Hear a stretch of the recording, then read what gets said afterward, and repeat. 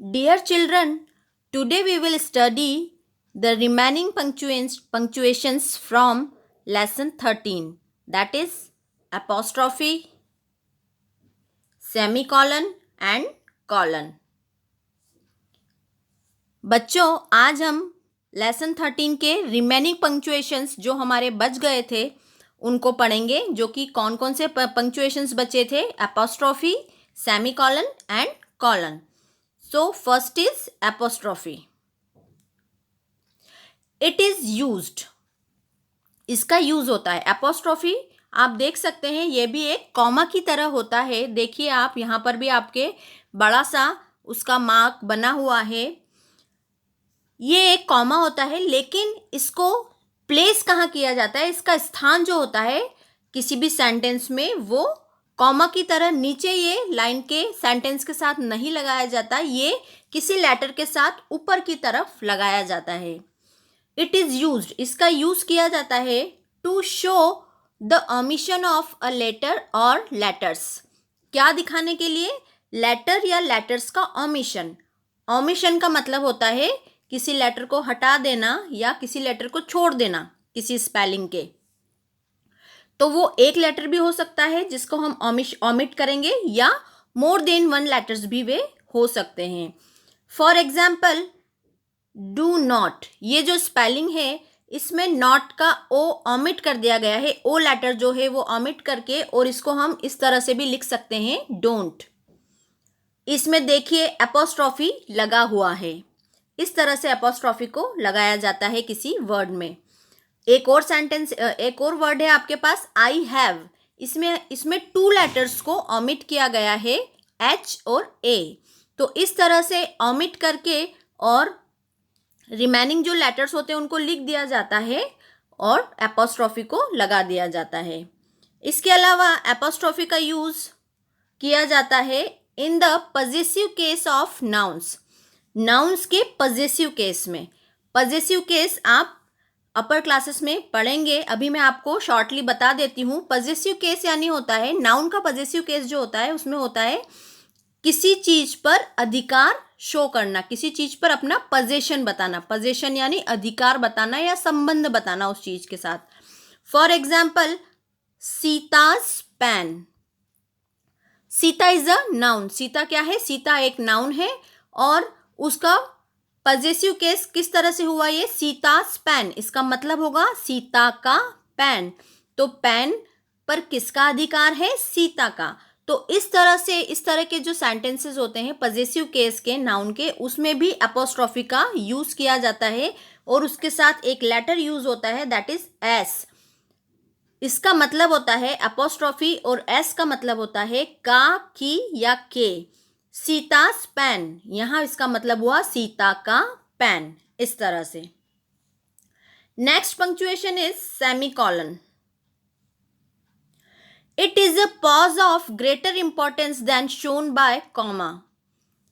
ये पॉज होता है एक तरह का. पॉज यानी इसमें भी ठहरना होता है थोड़ी देर के लिए, लेकिन इसकी इंपॉर्टेंस कॉमा से ज़्यादा अधिक शो होती है. मतलब ये कॉमा से थोड़ा सा ज़्यादा इम्पॉर्टेंट होता है. आप इसका साइन देख सकते हैं, एक डॉट, और इस तरह से कॉमा इसका साइन होता है, मार्क होता है सेमीकोलन का. It is used. अब इसका यूज़ कहाँ किया जाता है, बहुत ही कम यूज़ होता है वैसे ये. To separate a series of loosely related sentences.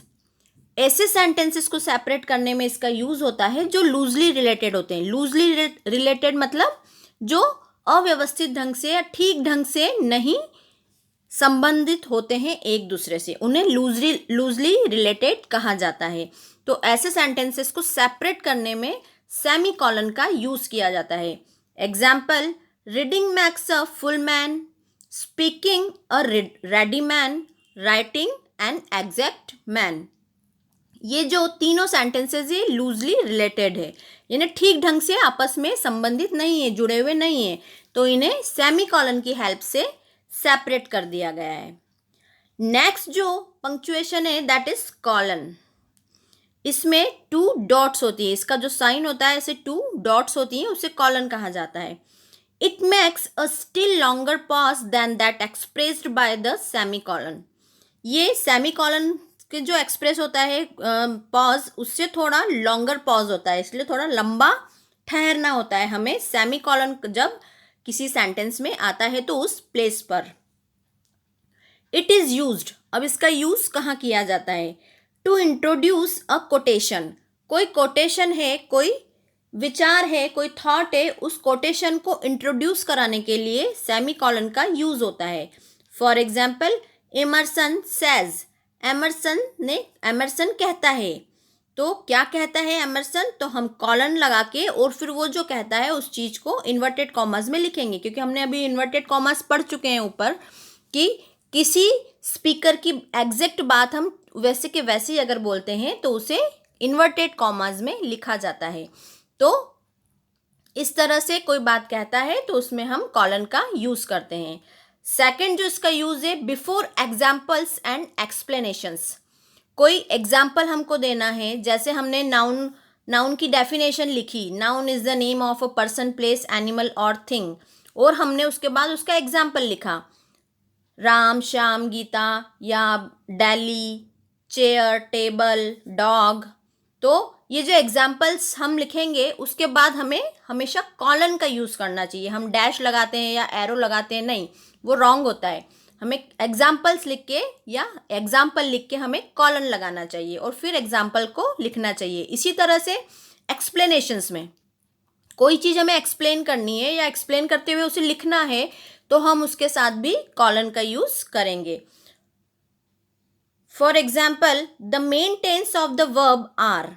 Verb के जो मेन टेंस होते हैं वे हैं, और देखिए कॉलन लगा हुआ है, द प्रेजेंट, और उसके बाद उसको एक्सप्लेन कर दिया गया है कि कौन कौन से मेन टेंस होते हैं वर्ब के, the present, the past and the future. इस तरह से एक और यूज़ है कॉलन का, to separate two contrast statements. Contrast statements का मतलब होता है जो विरोध दर्शाए ऐसे सेंटेंस, कथन. तो जो कथन विरोधाभास हो, एक दूसरे के प्रति विरोध हो, उनमें कंट्रास्ट हो, यानी उनका जो अर्थ है वो पूरी तरह से एक दूसरे से अलग अलग हो, भिन्न हो, ऐसे सेंटेंस को सेपरेट करने में भी कॉलन का यूज़ किया जाता है. For example, man proposes, God disposes. ये जो दोनों सेंटेंस है, ये जो स्टेटमेंट्स है दोनों, ये दोनों पूरी तरह से कंट्रास्ट है. एक का मतलब होता है मैन प्रपोजेस, यानी यदि मैन स्वीकार करता है, कोई आदमी कोई चीज़ स्वीकार करता है तो गॉड डिस्पोजेस, भगवान उसे अस्वीकार कर देते हैं. इसका मतलब ये होता है कि भगवान की इच्छा के आगे मनुष्य क्या है? दुर्बल है. जो होता है वो भगवान की इच्छा से ही होता है, भले ही इंसान कितना ही चाह ले कि ऐसा हो जाए, लेकिन यदि भगवान चाहेंगे तभी वो चीज़ होती है, नहीं तो वो चीज़ नहीं होती. तो इस सेंटेंस, इन स्टेटमेंट्स का ये मीनिंग होता है, और ये जो दोनों स्टेटमेंट्स है ये पूरी तरह से कंट्रास्ट है, पूरी तरह से भिन्न है इनका अर्थ. इसलिए इस तरह के स्टेटमेंट्स को सेपरेट करने में कॉलन का यूज़ किया जाता है. मेनली आपको जो यूज़ होंगे पंक्चुएशंस वे हैं full stop, question mark, comma, inverted commas, apostrophe, exclamation. ये जो पंक्चुएशंस है ये मेनली आप जब लिखेंगे सेंटेंसेस या जो भी अपना रिटन वर्क करेंगे उसमें ये पंक्चुएशन आपको मेनली यूज़ करने होंगे. Our lesson has completed. Thank you so much.